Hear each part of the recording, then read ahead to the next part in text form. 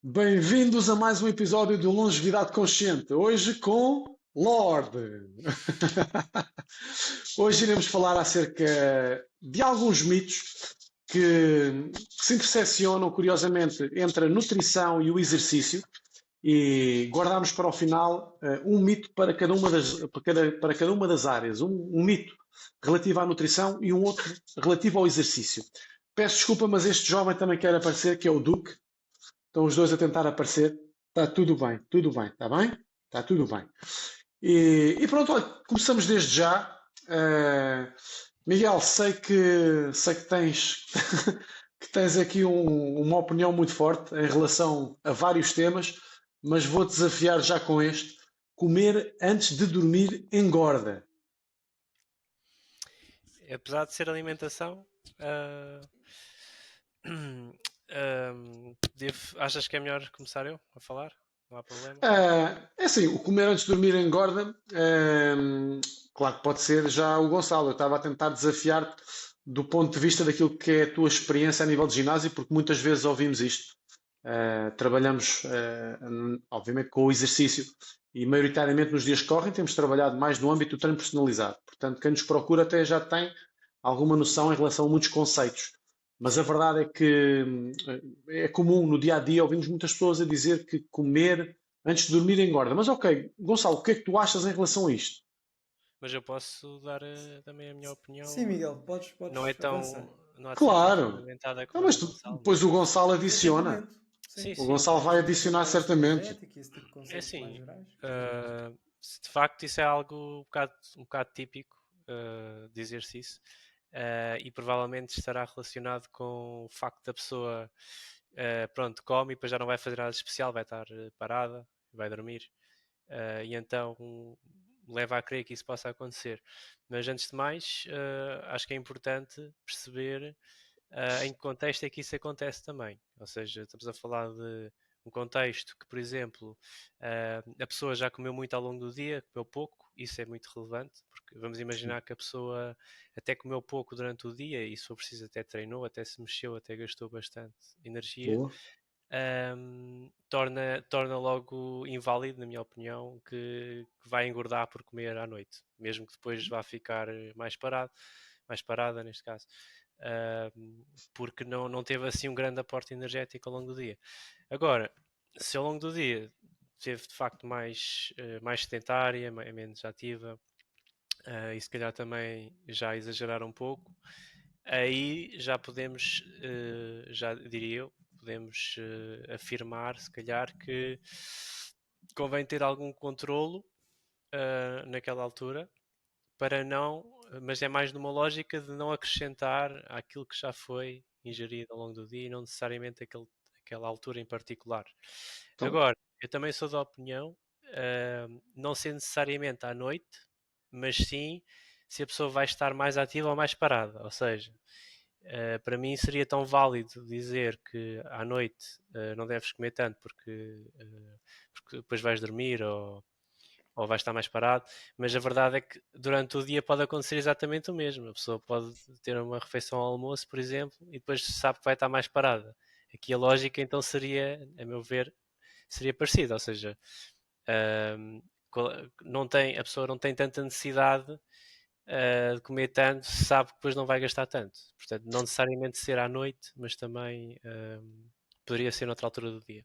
será que aquilo que estás a dizer é que, se calhar, mais do que a altura do dia, o essencial será a quantidade de calorias ingeridas? É isso que, se calhar, estás assim de uma forma simples, estás a dizer? Eh, sim, no fundo, a meu ver, são duas coisas. Uma, sim, o balanço energético de consumir e gasto durante o dia, consumo e gasto.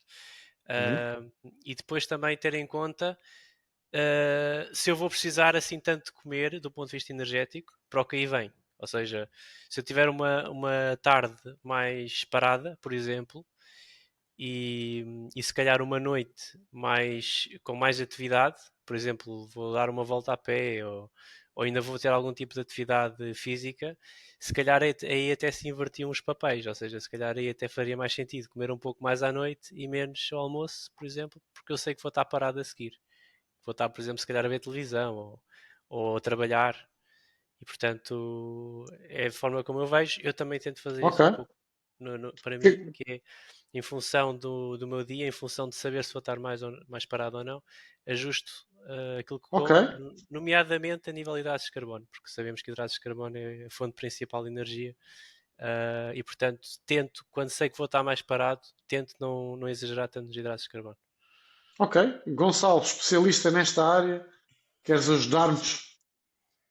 Eu acho que o Miguel falou faz todo o sentido, fazer esse tal ajuste consoante a nossa atividade física, não só exercício físico, mas também o facto de se vamos estar mais parados ou não. Agora, claro que é importante fazer algumas ressalvas. E eu acho que não é novidade para ninguém que concentrar a maior parte das calorias, ou seja, da energia ingerida através dos alimentos, à noite não parece ser o ideal. Não parece ser o ideal porquê? Porque nós somos, digamos, animais diurnos, ou seja, o nosso corpo funciona, em termos de respostas metabólicas, funciona de forma mais ativa durante o dia. E ao concentrar mais essa ingestão calórica no período noturno, acaba por, de certa forma, não estarmos a utilizar algumas benesses do nosso corpo, como é o caso do facto da sensibilidade à insulina ser mais favorecida no período da manhã, por exemplo. Agora, lá está, há sempre exceções. Por exemplo, pessoas que treinam ao final do dia. Abre logo aí uma janela de oportunidade em que o corpo está mais ávido para receber nutrientes. Portanto, é importante perceber a individualidade biológica de cada um e a própria rotina de cada um. Agora, é certo que, de acordo com o nosso ritmo circadiano, que é o tal funcionamento do nosso corpo de acordo com a luz do dia, à noite, idealmente, devemos reduzir não só os hidratos de carbono, mas toda a nossa ingestão calórica. Mas também é interessante referir que uma ingestão de hidratos de carbono, não diga exagerada, mas moderada à noite, está associada a melhor índice de qualidade do sono. E isso é muito interessante. Não, se calhar não vale a pena explicar aqui os mecanismos envolvidos, mas basicamente faz com que haja uma formação da melatonina de forma mais facilitada, e isso parece induzir de facto mais a questão do sono. Agora, claro que mais uma vez vai depender sempre de cada um, e também é importante destacar o facto de que por mais que haja essa tendência de fazer uma relação direta do tipo, ok, eu daqui a uma hora não vou estar em atividade, exercício físico estruturado, portanto agora se calhar não faz sentido comer hidratos de carbono, por exemplo. Mas sabemos que acumular as reservas de hidratos de carbono é um processo que demora tempo. Ou seja, nossas reservas de hidratos de carbono no músculo e no fígado também demoram cerca de 4 a 6 horas para se formarem na sua totalidade. Ou seja, por exemplo, faz de conta que eu treino às 5 da tarde. Não é o meu lanche pré-treino às 4 que vai, de certa forma, encher as reservas de glicogênio muscular. Porque lá está, o tempo é pouco.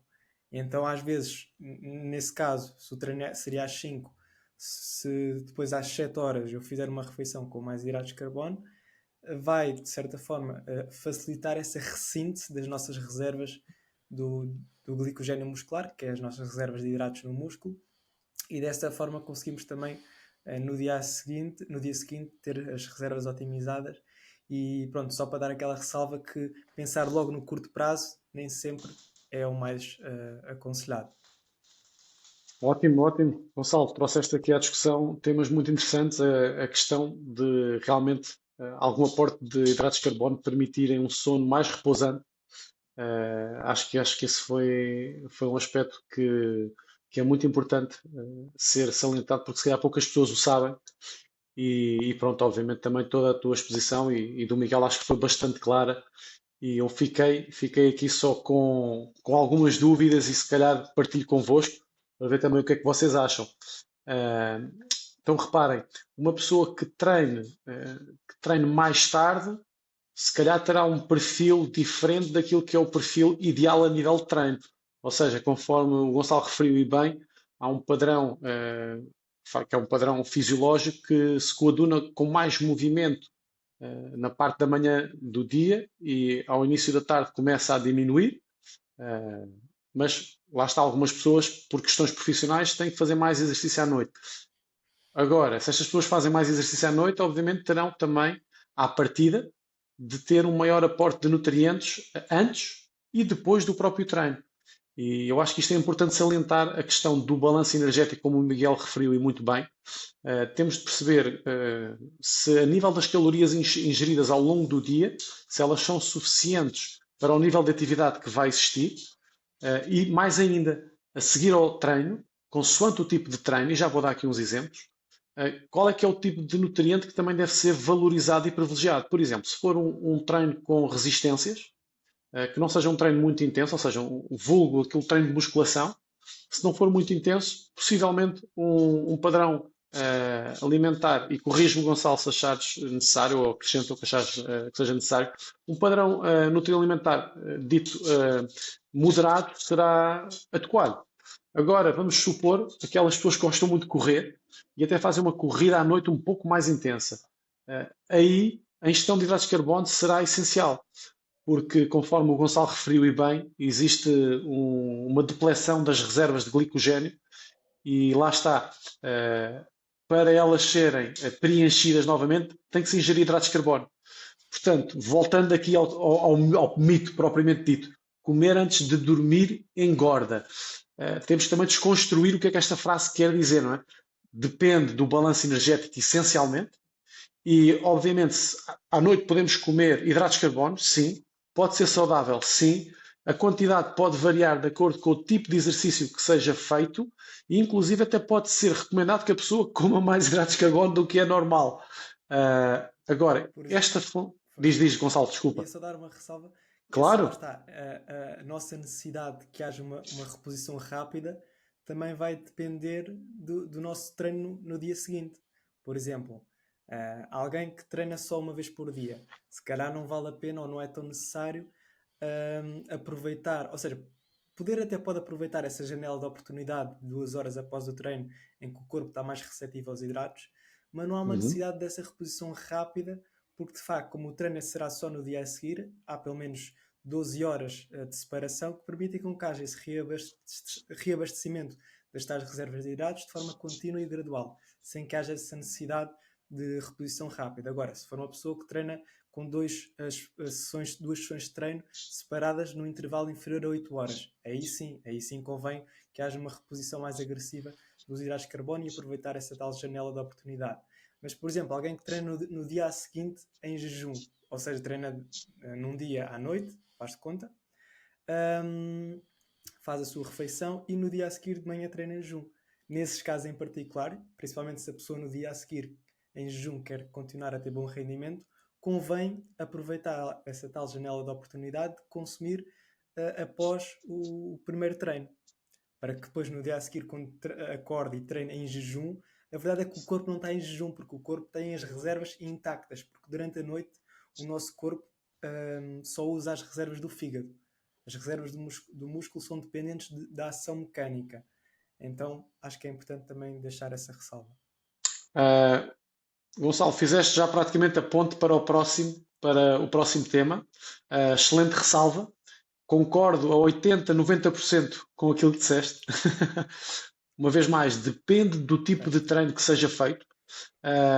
Existem processos, e tu conheces bem, que são processos de sinalização para a reposição do glicogênio muscular e para o qual é essencial a ingestão de hidratos de carbono. Ou seja, não é só a questão do potenciar o repor das reservas de hidratos de carbono, é também um processo que tem que ser feito de um ponto de vista de saúde, ou seja, o músculo tem de estar em equilíbrio, tal como todo o corpo, todo o organismo, e as reservas de glicogênio estarem ligeiramente abaixo é um desequilíbrio do corpo. Ele pode ser feito de forma premeditada, mas eu acho que isso já é um tema muito complexo. Pode ser feito de forma premeditada para, por exemplo, otimizar a utilização de outros substratos energéticos, mas é algo que tem que ser feito de forma muito cuidadosa. E eu acho que dentro daquilo que estamos aqui a falar acho que não se justifica ir tão à frente. Mas aquilo que o Gonçalo diz é fundamental. Se houver mais um ciclo de treino no dia seguinte, então aí é essencial que haja esta reposição. E tu caminhaste já para o próximo mito, que é o mito que nos diz que fazer muito cardio em jejum aumenta não, é uma forma mais rápida de emagrecer. O que é que tu achas disto, Miguel? Fazer cardio em jejum, É a forma realmente mais rápida de emagrecer. eu acho que isso aí é, é difícil dar uma resposta clara em relação a isso. Porque vai depender muito também de como é que o corpo está adaptado a funcionar em jejum ou não. Eu diria que pode ser verdade para algumas pessoas e para outras não, porque se o corpo em jejum conseguir fazer mais uso das reservas, das reservas de gordura, nesse caso sim. Nesse caso eu diria que poderá ser mais vantajoso. No entanto, se o corpo não estiver ainda adaptado, ou seja, habituado ao jejum, a pessoa pode sentir necessidade de ingerir açúcar para poder manter o rendimento, vamos dizer, mínimo aceitável. Caso contrário, poderá sentir falta de açúcar. E tu achas que é diferente? Agora falámos assim de uma forma genérica. Falámos aqui de cardio. Achas que as intensidades são relevantes neste contexto? Sim, sim, claro. Nem estava ainda aí por aí, mas sim, claro que sim, claro que são. Uh, ou seja, o cardio, quanto mais se aproximar de uma caminhada, será menos intenso, frequências cardíacas mais baixas, será menos relevante, neste caso, ou seja, será mais fácil tolerar em jejum. Com intensidades mais altas, em princípio, eu diria que será possível tolerar bem, mas iria ser necessário o corpo estar mais adaptado a isso. Ou seja, um corpo que não está habituado a treinar em jejum, se de repente agora der-me na cabeça para fazer um treino em jejum intenso, se calhar não vai correr bem. Mas se eu der um tempo de adaptação ao meu corpo para tal, ou seja, vou aos poucos aumentando as minhas horas de jejum e aos poucos aumentando a minha intensidade em jejum, se calhar já seria válido chegar a esse ponto. Muito mas, bem. mas acho que vai sempre depender muito de como é que cada corpo reage, porque na teoria é uma coisa, depois na prática é outra. Vai depender de muitas intensidades, sem dúvida, do treino. Eu, por exemplo, geralmente eu não faço jejuns, digamos, muito intencionais, embora às vezes tenha ali alguns períodos de jejum, porque não me sinto mal, mas a treinar geralmente não treino em jejum. Mas não vejo mal nisso. Há pessoas que treinam em jejum, há pessoas que não tomam um pequeno almoço e vão treinar. Se a pessoa se sentir bem com isso, não sente que está a perder rendimento no treino, também não sente, ou seja, vê progressos ou está satisfeita com a sua perda de peso ou ganho de massa muscular, e não vejo problema nisso. Se a pessoa não está satisfeita, aí se calhar poderia ser algo a tentar explorar mais a parte do jejum, porque é algo que sabemos que poderá funcionar para algumas pessoas, poderão ver resultados. Muito bem.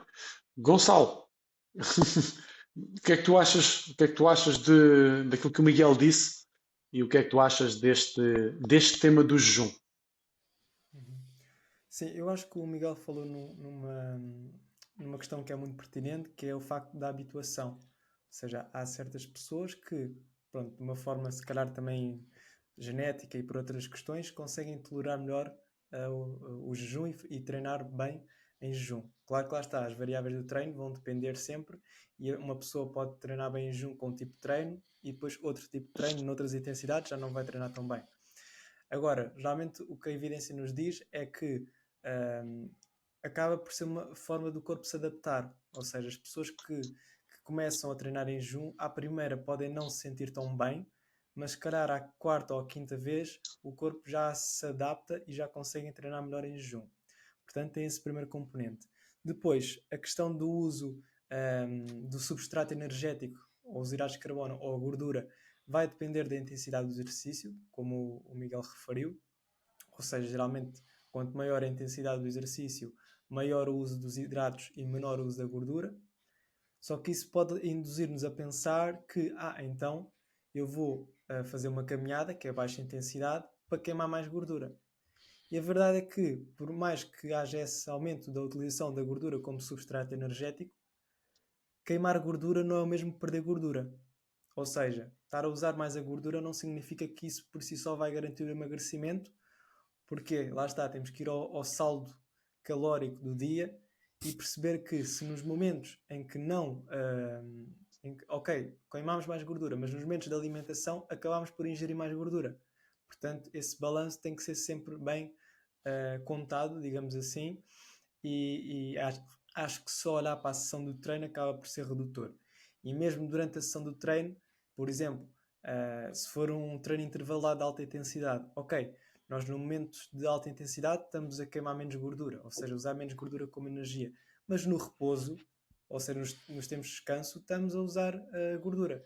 Portanto, a verdade é que não é assim tão linear, e sabemos que mais importante, isto do ponto de vista do emagrecimento, mais importante do que o uso do substrato energético momentâneo na atividade, é mesmo o dispêndio calórico total, se bem que, isso é outra questão, que olhar para o treino somente como uma forma de queimar calorias é extremamente redutor, e os benefícios do treino no emagrecimento vão muito além do dispêndio calórico, nomeadamente o facto de manter a massa muscular. Sabemos que é um dos fatores que predizem o sucesso no emagrecimento a longo prazo, ou seja, e mesmo a própria saúde, mas lá está, acho que olhar para o exercício como forma de queimar calorias acaba por ser muito simplista. Ou seja, Gonçalo, então acabas, vê lá se vou aqui tocar nos pontos essenciais. Referes que a questão do balanço energético no final do dia acaba por ser mais relevante para perder gordura e para emagrecimento do que propriamente o jejum em si. É isto? Sim. Primeiro, Sim, ok. exatamente. A questão do jejum até pode ser de alguma forma prejudicial ao conservar de tecido muscular, de tecido magro. Sim, Isso aí é outra questão. Acho que aí não chegámos a abordar de forma ok. tão aprofundada, mas lá está. O jejum levar ao catabolismo muscular depende de vários fatores, nomeadamente qual é o tempo do jejum e durante o período de alimentação, se conseguimos, nesse intervalo, ter um bom aporte. Ok, mas então Por exemplo, acaba por ser mais complexo poder fazer esta afirmação. Depende é, de várias questões do jejum. Explica lá um pouco melhor. exatamente. Queres Exatamente, por explicar? exemplo, lá está, se entrarmos no jejum, logo aí é uma live, porque existem imensos modelos de jejum diferentes, mas vou abordar o jejum mais tradicional, que é o método 16-8, que basicamente preconiza 16 horas de jejum e 8 horas de alimentação.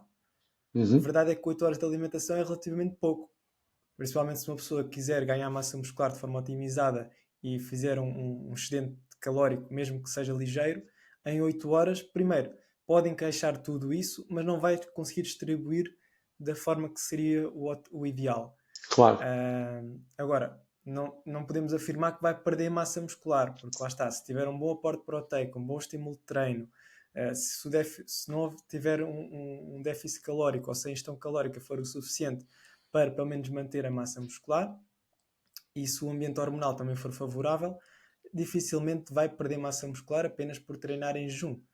Portanto, de facto, é difícil de prever, mas eu diria que mesmo as pessoas que querem ganhar massa muscular, não é por fazerem um cardio em jejum de manhã que se devem preocupar muito em termos do catabolismo, ou seja, não vão perder massa muscular, até porque o uso dos aminoácidos no músculo durante a sessão do exercício sabemos que é uma fonte energética pouco favorecida, portanto eu diria que não é problemático. Ok.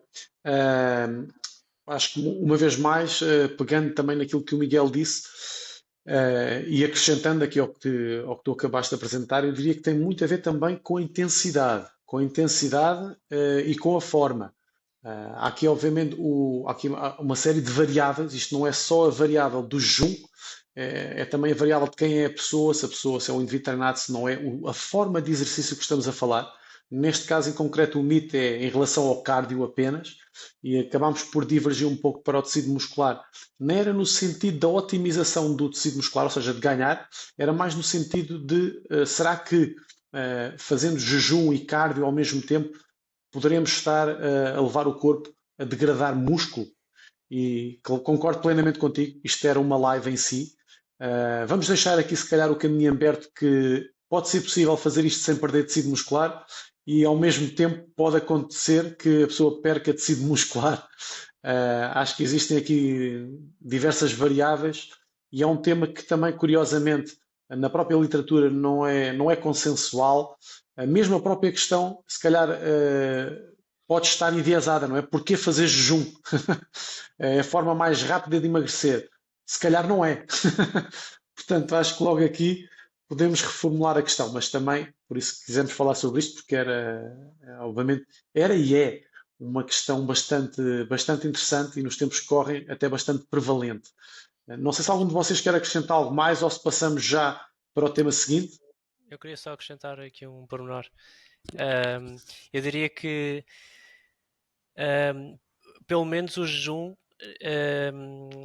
seria bom que não afetasse o rendimento desejado no treino. Isso eu acho que é importante frisar isso. Ou seja, por exemplo, eu estar em jejum, obrigar-me a baixar a intensidade para aquilo que eu tinha pensado fazer, não seria algo positivo, a meu ver. Porquê? Se a intensidade for demasiado baixa, se calhar não estamos a estimular o músculo da mesma maneira que queremos, ou não estamos a atingir frequências cardíacas que gostaríamos de atingir. E depois, como falámos aqui também já, não é só aquilo que se gasta durante o treino.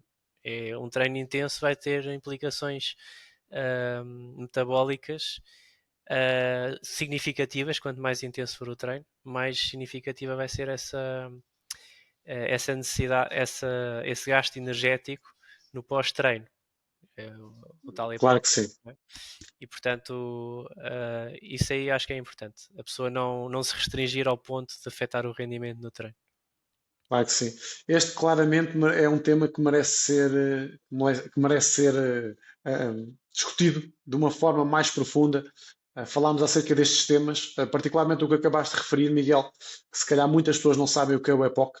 É um consumo excessivo de oxigênio a seguir ao treino e em que existe supostamente uma janela ao longo do tempo em que o dispêndio calórico é superior, derivado desse consumo de oxigênio excessivo, digamos assim. Portanto, iremos abordar certamente este tema numa próxima live e uma vez que o nosso tempo já vai andando, já vai longo, eu passaria já para o próximo mito. Particularmente, olha, curiosamente também se intersecciona com este que estivemos a falar. Os suplementos são essenciais para o ganho de músculo ou de tecido muscular, se quisermos ser mais corretos. O que é que tu achas, Gonçalo? Enquanto nutricionista, prescreves suplementos, qual é a tua opinião em relação a este mundo dos suplementos, que é um mundo que tem vindo a crescer de uma forma impressionante? Eu vou ser muito sincero.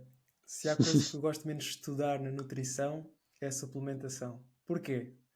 Porque podemos estudar 1001 compostos, mas vamos chegar sempre à conclusão que os que funcionam, eu digo que funcionam em termos de ação mecânica, ou seja, no nosso corpo há uma função que está bem estudada em humanos. São só 5. Creatina, cafeína, betalanina, bicarbonato de sódio e nitratos. São esses 5 que funcionam. O resto... Queres repetir outra vez?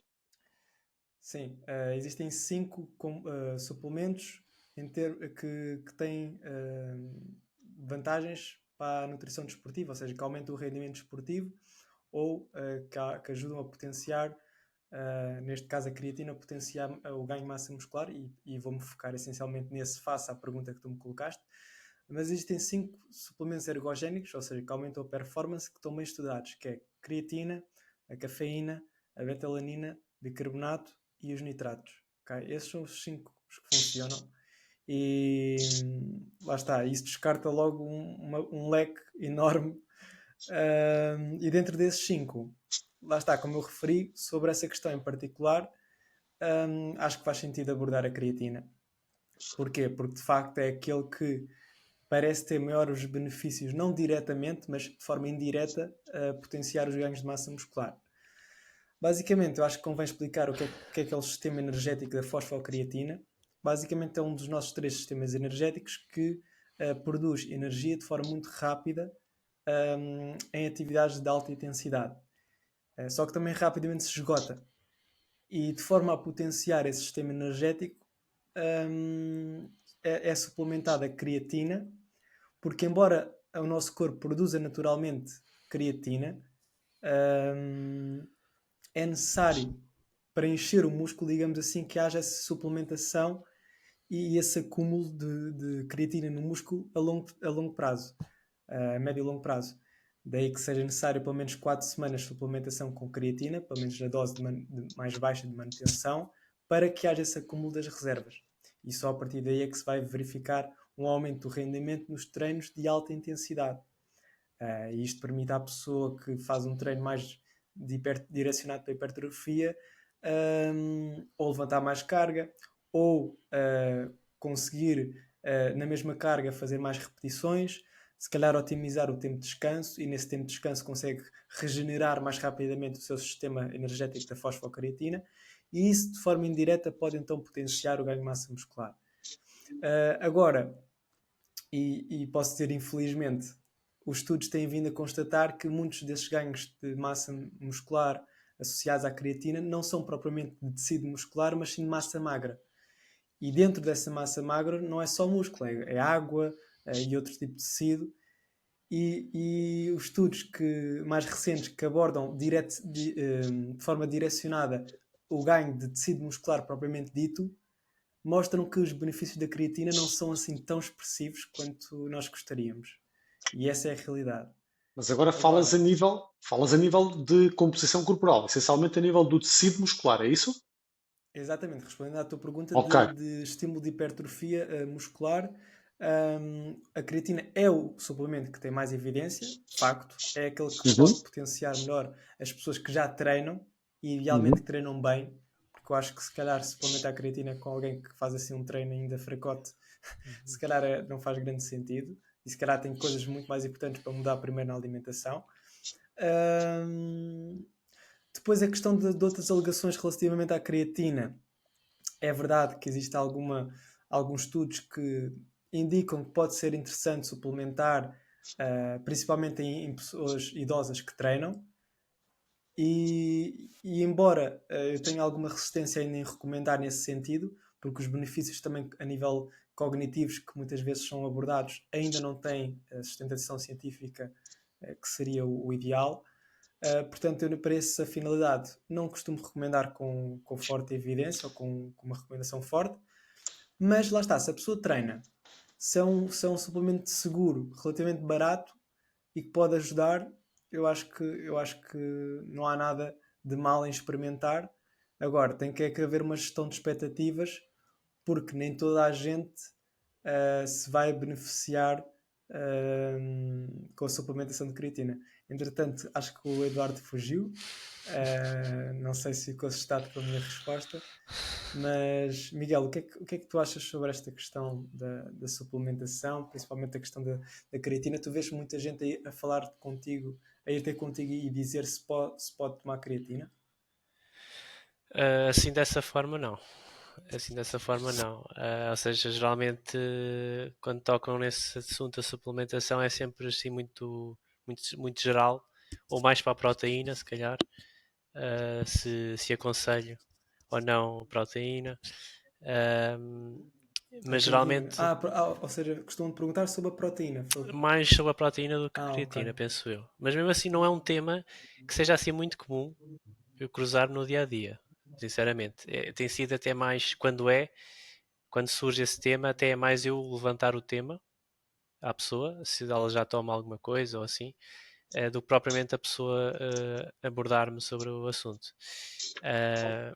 Mas eu acabo por partilhar da tua opinião, ou seja, de facto, se a pessoa fizer um treino, no que toca à creatina, pelo menos, Se fizer um treino assim mais para o suave, moderado, que não exige assim uma intensidade muito alta, de facto, poderá não sentir grandes diferenças ao tomar a creatina, porque o corpo também não tem essas exigências tão altas.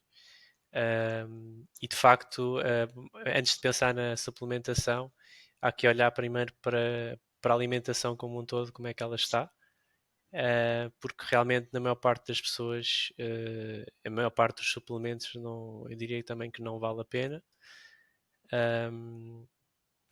E dentro dos suplementos, aqueles que eu aconselho mais é a questão da creatina, porque como falaste também, o corpo não consegue produzir as doses ideais e então faz sentido, ou pode fazer sentido suplementar.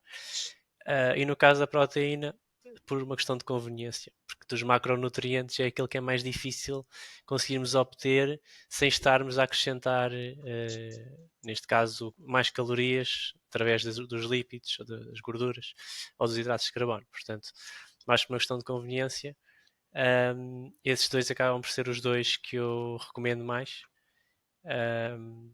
Tudo o resto de suplementação eu acabo por passar ao lado, acabo por ignorar. Mesmo a cafeína eu sei que também tem benefícios, mais no pré-treino, como estimulante. No caso da cafeína não é uma coisa que eu toco muito, porque acho que é um tema um pouco mais controverso, no caso da creatina. Creatina não, cafeína. Acho que levanta também sempre aquela questão de não criar dependência da cafeína. Aquelas pessoas que já estão habituadas, parece que já não funcionam sem café. Falo por mim, eu não tomo, eu não bebo café por causa dessa razão também. Gosto de não ter que entrar nesse não chegar a esse ponto de estar dependente, ou por exemplo, um dia que esteja mais cansado, não tenha dormido tão bem, vou disfarçar com cafeína, acaba por não se ir à raiz do problema. Poderemos cair nesse erro, estamos sempre a arranjar uma forma de ultrapassar onde realmente está o problema. Portanto, não estamos a resolver o problema principal, neste caso seria o sono, qualidade de sono ou horas de sono. Portanto, não faz muito sentido ingerir cafeína, ingerir cafeína para colmatar esse problema. E então, no meu caso, é mais, eu não tomo mais por causa disso. Ninguém tem, toda a gente não precisa ser como eu, mas a minha razão é essa principal. E mesmo para quem toma, acho que é importante perceber isso, se estão a tomar para colmatar o problema do sono ou não. Ok. Miguel, concordo também praticamente com tudo o que disseste, assim como o Gonçalo. Eu gostaria de adicionar alguma provocação a este tema. Este é um tema que eu sempre achei muito interessante e recordo-me, quando era mais jovem, a estudar bastante sobre suplementação. Realmente era jovem e tinha aquele fascínio por parecer que com os suplementos se consegue encontrar uma via mágica para alcançarmos os objetivos a nível do treino. Quando, em boa verdade, se calhar temos de aprender, como o Gonçalo disse, a alimentar-nos corretamente, a procurarmos as melhores opções de treino para potenciarmos o treino, tudo isto de forma natural. O suplemento, como a própria palavra indica, é algo à parte. Portanto, se é algo à parte, tem que ser algo à parte de algo. Portanto, é à parte de algo que deveria ser um padrão alimentar e de exercício adequado. Portanto, esta é a minha base de partida. Em relação à questão da utilização da creatina, sou muito franco. Assim como de outros suplementos, não tenho estudado nos últimos anos especificamente a suplementação, mas sei que a nível da creatina tem havido um boom a nível de utilização da creatina na área do exercício, mais como um efeito ergogénico para aumentar a performance, sendo que o mito aqui tem essencialmente a ver com o tecido muscular, e creio que o Gonçalo já explicou tão bem que nem vale a pena estar a falar mais sobre isso. Mas é importante também entendermos, e pelo que eu sei, confesso que deveria ler mais para validar e para passar informação mais específica, mas sei que a creatina tem sido estudada em outras áreas, particularmente a nível do sistema nervoso central, e utilizada curiosamente também na população sénior, não só como um aspecto com o aspecto da cognição e do intelecto, mas também a nível do tecido muscular. Portanto, quando nós tendemos a falar sobre creatina, se calhar falamos mais nas populações jovens e se calhar esses até podem ter alguns benefícios se houverem. Poderíamos estar aqui a explorar um pouco mais, mas creio que o Gonçalo já falou a nível do tecido muscular. Sendo que a nível da performance, eu acho que há um racional lógico e sou muito franco, tinha que estudar mais, tinha que procurar literatura científica para validar se de facto do ponto de vista da performance desportiva, quer seja para atletas, quer seja para pessoas recreativas, quer seja mesmo para aqueles que só fazem exercício de vez em quando, se faz sentido ou não ter esta suplementação. Na população sénior já é outra coisa. E se calhar numa população adulta, não sei. Pode também ser interessante. Eu acho que é importante deixar esta nota e sensibilizar as pessoas para que o mundo da suplementação não é algo, não é uma via mágica, não é algo direto e é preciso ter muita atenção. Não propriamente para ser um velho do Restelo a dizer que faz mal, mas essencialmente para perceber sequer se é útil. Porque se calhar nem sequer é útil uma pessoa que tenha como objetivo manter tecido muscular, se calhar basta começar a fazer um treino de força adequado. Se calhar basta começar a dormir melhor, basta alimentar-se melhor. Portanto, se vocês me deixarem, eu diria que no que faz sentido, em relação a este tema, no que faz sentido é, pelo menos, sensibilizar as pessoas e cada um para o seu contexto e procurar um profissional da área, quer seja um nutricionista, quer seja um profissional do exercício com conhecimento específico nesta área para ser aconselhado. O que é que vocês acham? Acho que sim. Acho que antes de pensarmos na suplementação, diria, talvez com exceção da creatina, por causa da questão de falarmos que o corpo não produz a quantidade ótima, mas quanto ao resto dos suplementos, antes de pensarmos se querem tomar, é pensarmos como é que está o nosso estilo de vida, como é que está o nosso sono, como é que está a nossa alimentação e como é que estamos a treinar. Se podemos melhorar alguma coisa no treino, se estamos a colocar, a fazer os exercícios mais apropriados, a intensidade mais apropriada, a dose mais apropriada. Portanto, só depois disso, se não estivermos satisfeitos ou alcançar os resultados que pretendemos, a ver a evolução que pretendemos, aí talvez procurar a suplementação. O Miguel, eu gosto sempre quando alguém tem uma opinião diferente da minha. A sério, valorizo mesmo e acho que é muito importante termos o contraditório. Uh, Acho que este tema, até pela relevância que tem nos dias que correm, porque até jovens recorrem à creatina em fases muito incipientes do seu treino e com 14 anos, 15 anos já assisti a suplementarem-se. Não sei se faz sentido ou não, atenção, não quero estar agora a dizer que é bom ou que é mau, tenho a minha crença em função daquilo que eu já li. Terei que me atualizar mais sobre este tema e eu até acho que é um tema interessante para combinarmos uma nova live acerca deste tema, mas aí já estudando bem, percebendo o que é que a evidência científica diz. E eu diria que seria uma conversa muito interessante, porque de facto temos de perceber qual é que é, primeiro, a utilidade e se de facto faz sentido e em que populações é que faz sentido haver esta suplementação e com que direção. Gonçalo, não sei se queres acrescentar. E mesmo Diz isto. pegando nessa linha de raciocínio, também é importante, por exemplo, um atleta jovem ou adolescente é totalmente diferente de um adolescente que já faz alta competição e que a creatina, nesse sentido, pode ajudar a chegar ao pódio ou pode ajudar a contribuir para o maior rendimento individual ou coletivo e isso potenciar o rendimento, que é algo muito importante. Ou um atleta recreativo que é adolescente, que começou agora a pegar em pesos e acho que isso aí muda totalmente esse contexto.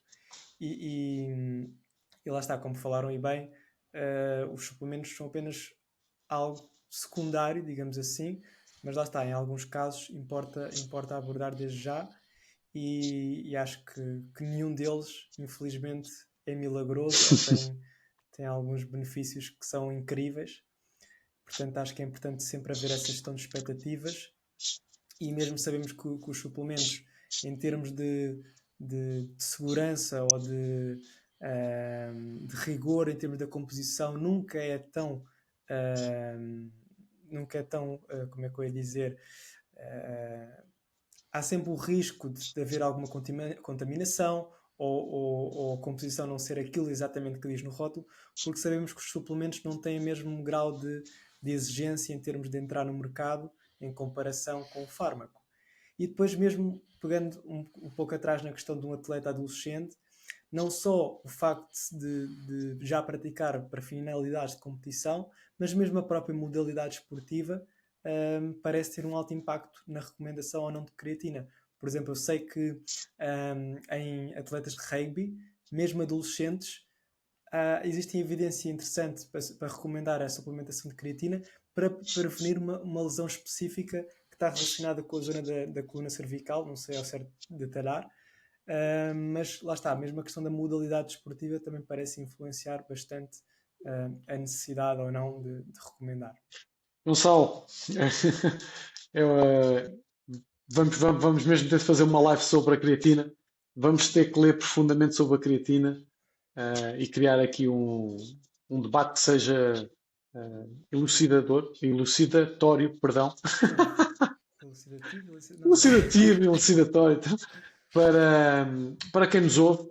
E diria que este tema, pela sua seriedade, exige isso. Não é que os outros não sejam sérios, mas acho que nos outros, qualquer um de nós está bastante à vontade. Eu neste tema sou muito franco. O que li já foi há uns anos atrás. Recentemente li 1 ou 2 artigos, não li muito mais, porque não recomendo suplementação. Ao contrário do Miguel, eu acho que isso deve ser feito por um outro tipo de profissional. Não quer dizer que o profissional do exercício não o possa fazer. Eu não me sinto competente para tal, sou muito franco, e talvez também pelo tipo de população com a qual eu trabalho normalmente. Portanto, é deixar também e respeitar quem o faz, mas diria que este tema merece ser abordado mais à frente e assim o faremos. Mas só mais... um pormenor. Diz, Miguel. Estás a ver, Miguel? Por isso é que eu te disse que precisamos de um novo live, Miguel. Este tema, vamos continuar, mas diz lá, Miguel. Não, mas só um pormenor. Eu recomendo em algumas situações, mas digo sempre, mas fala com o Gonçalo. Eu não sabia dessa. Miguel, deixa lá ver se eu tenho aqui onde é que eu tinha este livro. Levei-o lá para baixo. Espera aí. Levei-o lá para baixo. Tinha aqui um livro só sobre suplementação, mas já há uns anos atrás. Quando tu disseste que vamos estudar mais suplementação, eu fiquei logo deprimido. Porque é o que eu digo, vamos estudar suplementação. Porque cada vez que eu estudo suplementação, chegas à mesma conclusão. Número 1, eu fico decepcionado. Exatamente. E parece que a evidência é cada vez menos forte para recomendar. Gonçalo, eu percebo perfeitamente, mas repara, por isso é que eu estava a dizer que não tenho lido. Eu, a última vez que fui ler acerca da creatina foi porque uma mãe chegou ao pé de mim e me disse que o filho queria se suplementar com creatina. Então eu fui ler acerca de creatina. Entende bem, eu percebo o que é a creatina, eu sei como é que a creatina funciona do ponto de vista fisiológico, eu consigo perceber isso tudo e não abordámos isso aqui. Por isso é que eu estava a dizer que vale a pena termos só um episódio acerca disto. Primeiro, para explicar muito bem o que é a creatina, qual é que é o efeito do exercício nas reservas de creatina, como é que a creatina entra para o músculo, qual é a sua função no músculo e qual é que é a sua relação com exercício mais intenso, seja ele treino de força, seja ele sprints, digamos assim, para simplificar para quem está a ouvir, esforços de curta duração, porque é essencialmente aí que ela tem um impacto. Isto a nível do exercício. Depois, a nível cognitivo, a nível intelectual, a nível de diferentes populações, merece obviamente um enquadramento. E isto não é um tema, e quem nos ouve já nos começa a conhecer, nós não gostamos de falar de algo só porque temos uma crença. Nós temos mesmo de investigar e queremos estar muito à vontade. E eu percebo-te, Gonçalo, iremos falar sobre a creatina, vamos ler o que temos a ler, não vamos também ser exaustivos, está bem, Gonçalo? Podes ler só 10 ou 15 artigos. Não é? Já estava a te imaginar a fazer uma apresentação de PowerPoint. Pronto, exatamente, como é que tu adivinhaste? Já me tiraste. Epá, Gonçalo, também. Fica para a próxima. Fica para a próxima. Eu vou encaminhar-vos agora para o último mito. Tínhamos aqui mais alguns, mas eu acho que vale a pena abordarmos só mais este. E pronto, deixar também alguns para a próxima. E no próximo dia iremos continuar, se concordarem, com mais alguns mitos. Portanto, treino muito, por isso posso comer o que quiser. Hã? Gonçalo, o que é que tens a dizer isto? Epá, eu ultimamente tenho tido muito apetite e estou a treinar mais, porque eu quero comer o que eu quiser. O que é que tu achas? Estou a pensar bem? Pronto, eu acho que aí, lá está, aí importa também salientar a relação com o exercício. Eu acho que não é necessariamente que seja algo mau, mas olhar para o exercício simplesmente de forma compensatória pode facilmente levar a uma relação perturbada, digamos assim, com o exercício. Não é sempre, não é todos os casos, mas pode acontecer e é importante darmos alerta. Outra coisa é o facto de nós acharmos que nós gastamos muitas calorias no treino, quando na verdade tendemos a sobreestimar, ou seja, achar que gastamos cerca de 3 a 4 vezes mais calorias do que aquilo que realmente gastamos no treino. E isso é universal, ou seja, todos nós, devido à percepção da fadiga do esforço em atividade, isso faz-nos pensar que gastamos 600 calorias ou 700 ou 800, quando na verdade gastamos 200 a 300. E acho que isso também, o engano também surgiu muito com o aparecimento dos contadores de calorias, aqueles relógios, smartwatches que contam o dispêndio calórico através de equações que introduzem a frequência cardíaca e outros marcadores que sabemos que têm uma margem de erro muito elevada, portanto não são de todo fiáveis. Mas lá está, em termos de gasto calórico, sabemos que quanto maior a intensidade e a duração do exercício, maior vai ser o dispêndio calórico, mas a verdade é que não é uma relação linear, ou seja, existe sempre um efeito de adaptação,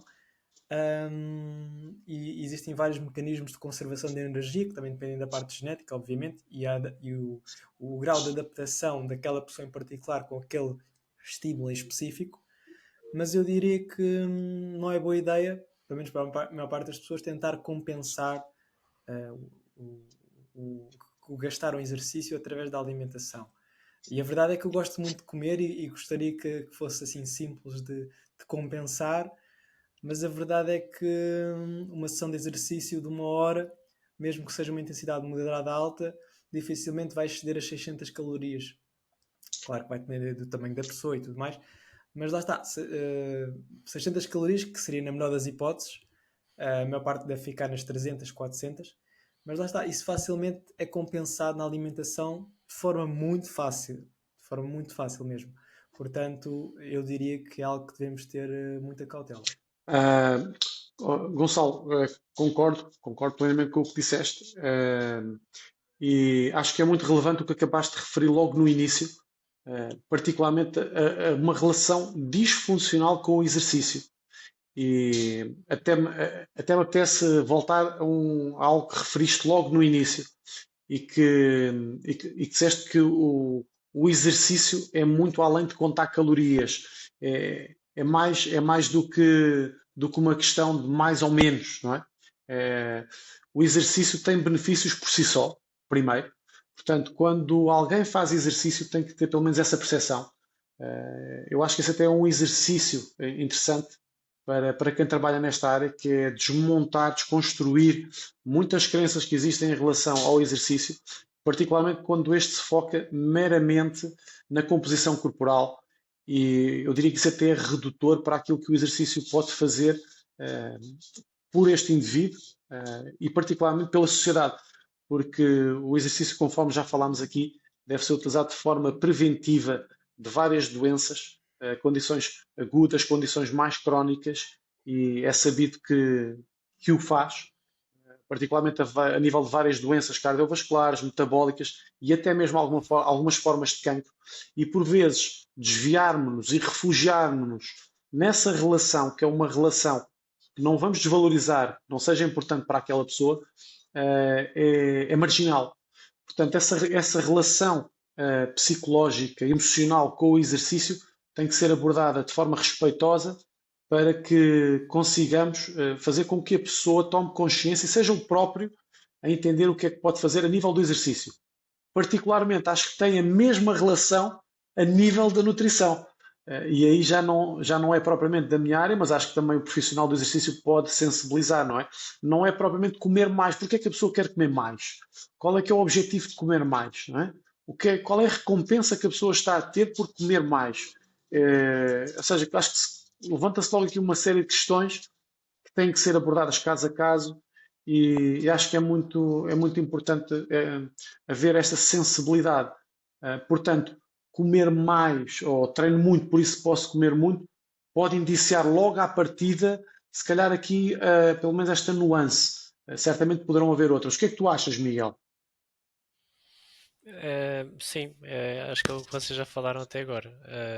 Posso acrescentar também que há que ter cuidado com isso, porque se nós só olharmos muito para o exercício só no que toca a parte estética, a parte de equilibrar o gasto energético com aquilo que ingerimos, podemos estar também a dar um estímulo excessivo ao corpo, ou seja, entrarmos em overtraining, que é demasiado exercício para o descanso que estamos a ter.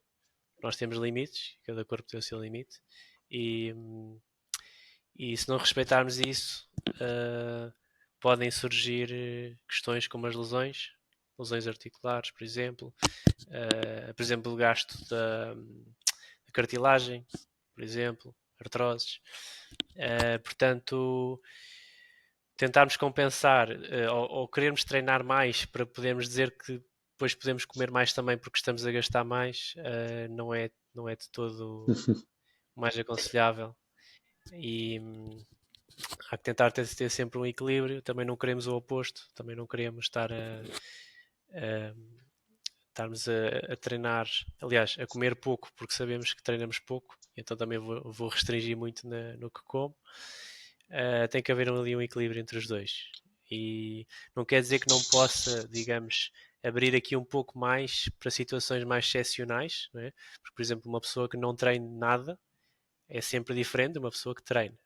Também temos que destacar isso, não é? E, portanto, poderá dar aqui uma abertura para, para mais algumas exceções de fugir ao padrão ideal, vamos dizer assim. Aqueles chamados, por exemplo, aqueles chamados cheat meals, que é Isso era aquele dia, todo uma live, ou um aquele dia do episódio. Mas lixo, por vês, assim dizer. Miguel, mas Sabemos que não é o ideal, e vamos dizer continuar a não hum, ser.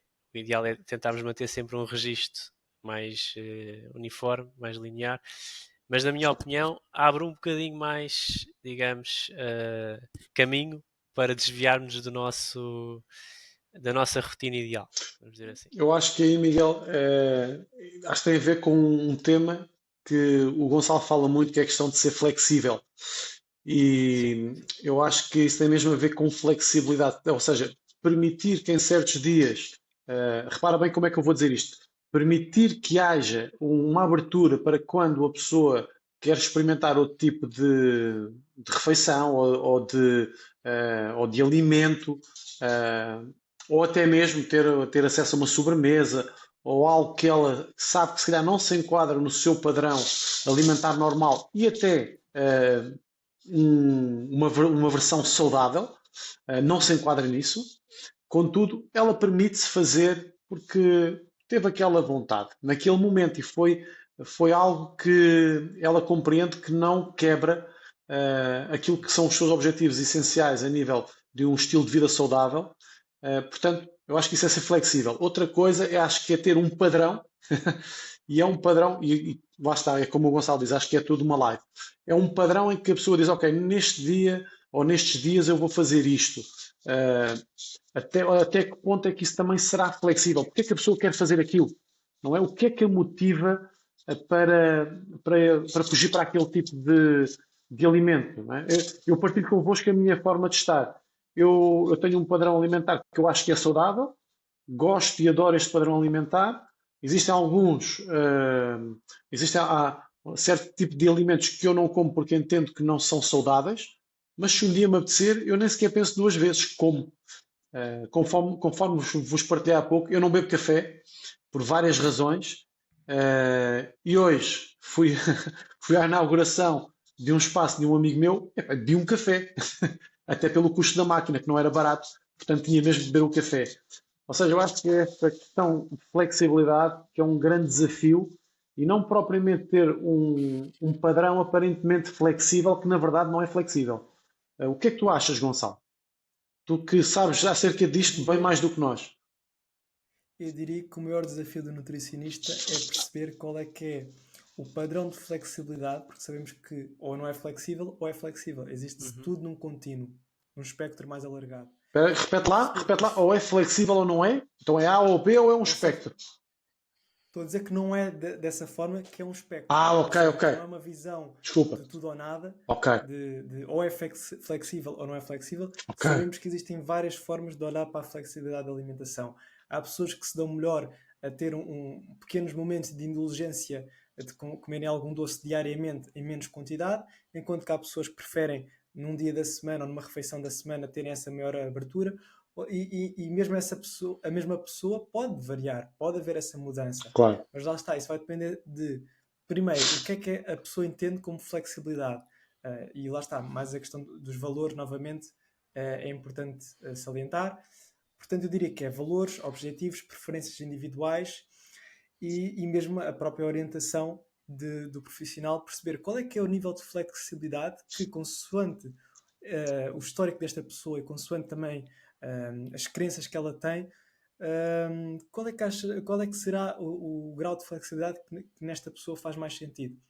Mas eu tento sempre também perceber o lado da pessoa, eu tento não ser impositivo nesse sentido, tento fazer com que a pessoa chegue lá através da descoberta dos seus valores. Boa. Porque lá está, mais do que ser eu a dizer, no seu caso, Dona Maria, eu acho que você devia fazer assim ou assado. Eu acho que não, eu acho que, ok, tem que ser um acordo quase, tem que chegar-se quase a uma espécie de contrato, digamos assim, para que haja um compromisso sólido, mas que nesse compromisso também haja espaço para ter alguma flexibilidade alimentar, obviamente. Boa. Boa. Miguel, queres acrescentar algo mais? Penso que não. Muito bem. Eu não sei se não queria dizer qualquer coisa há bocadinho. Era acerca da creatina, certamente. Não. Já sei o que é que eu queria dizer. Sim. Já sei o que é que eu queria dizer.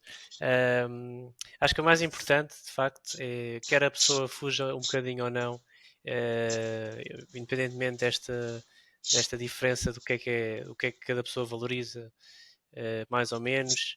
Acho que o mais importante é a pessoa ter essa disciplina de reconhecer. Hoje abri uma exceção e é uma exceção. E vamos voltar agora àquilo que sou eu, àquilo que são os meus valores, àquilo que é a minha forma de estar. Isso acho que é o mais importante. A partir daí, é subjetivo, não é? O que é de mais, o que é menos, mas a pessoa estar na sua linha, na sua rotina ideal, que lá está, depende, mas na sua rotina ideal, e reconhecer que aquela vez foi uma exceção e que há onde vir mais exceções, mas que são exceções, não é uma rotina, não é algo para se repetir constantemente. Eu acho que se a pessoa estiver nesse padrão, com essa rotina e, e estiver a caminhar para os seus objetivos, acho que está tudo bem. Muito bem. Frase final para fechar o episódio, posso? Diz. Força. Só existem regras com exceções. Parece-vos bem? Não. Só existem regras com exceções.